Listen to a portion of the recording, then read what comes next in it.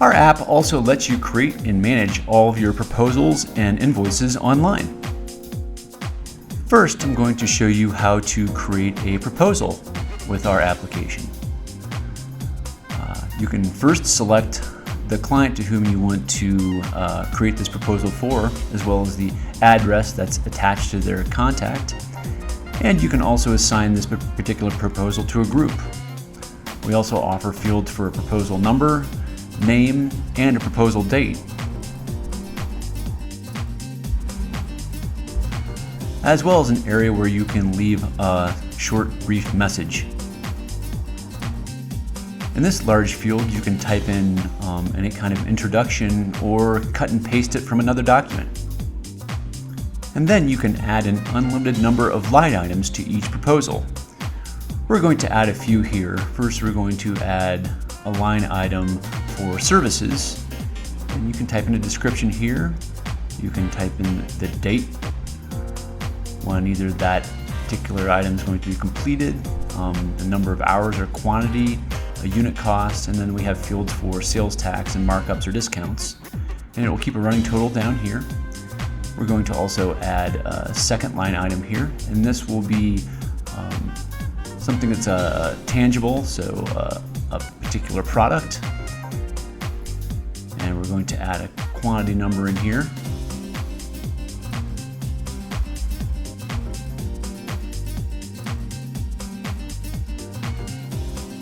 And then a unit cost for each of these. And we're also going to add a sales tax rate and a markup for this particular item. And as you can see below here, it keeps a running total of everything for that particular line item. And when you save, you have a couple particular options. You can just simply save this particular proposal with the line items, or you can add documents or PDFs or images to it, which we're going to do right here. You can add up to 10 files. They could be PDFs, Word documents, or images. We're just going to add an electronic brochure to this particular proposal, and we're going to upload it. It may take a minute or two for the particular file to upload, depending upon how large it is. And once it's uploaded, you can just click on the red button here, and now you can see that particular PDF has been attached to the proposal right here. And we do keep a running total of the dollar amount for all the proposals you've created. And over here, you can edit the proposal, view it, download a PDF of the proposal, email it to a client or prospect, or delete the proposal. And down here is a button where you can turn a proposal automatically into an invoice. And speaking of invoices, let's create an invoice right now.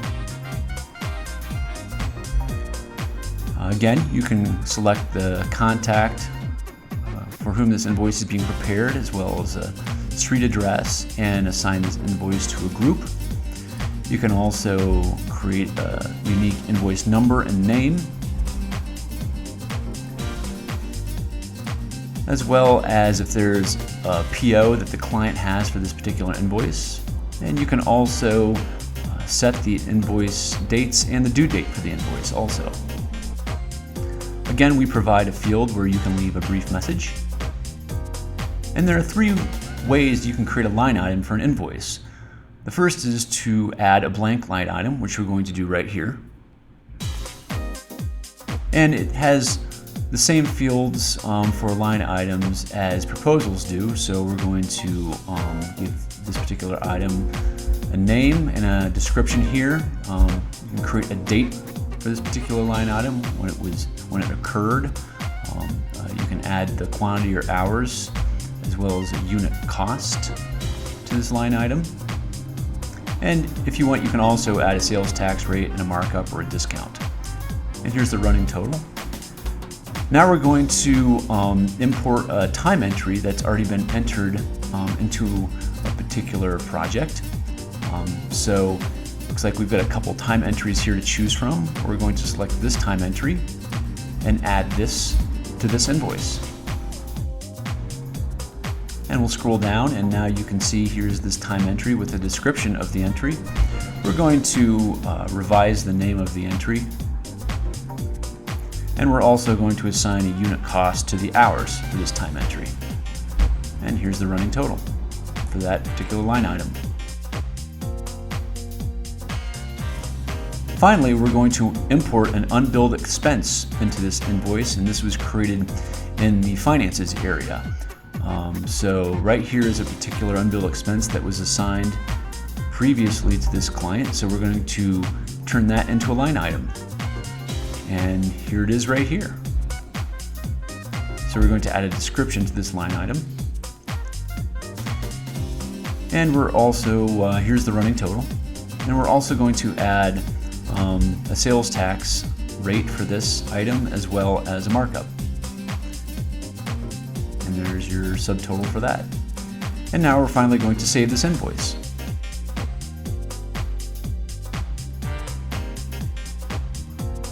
And we'll click on it. And now you can see here's that invoiced amount. You can also see here's the invoice total here. We keep running totals of the invoices and how much is owed in that invoice. Here you can open the invoice up to edit it, view it. You can create a PDF, email it, or delete it. And here you can also add a payment you've received for that particular invoice. We're going to add the amount here, as well as a reference number. This could be a check number or a memo for yourself, as well as a category of what this particular invoice references. This is to services. And you can see that payment has been added here.